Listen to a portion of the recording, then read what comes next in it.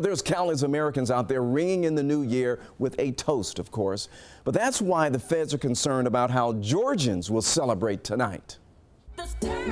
Countless bars in our state are packed. Millions of Georgians are expected to ring in the new year.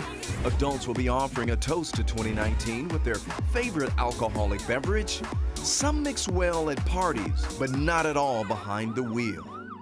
Here's a sobering statistic.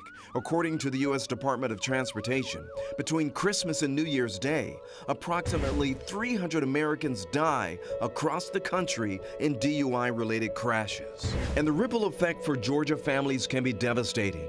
Out of all the states in the Union, Georgia ranks 21st in deadly DUIs, with more than 3 out of 100,000 people being killed.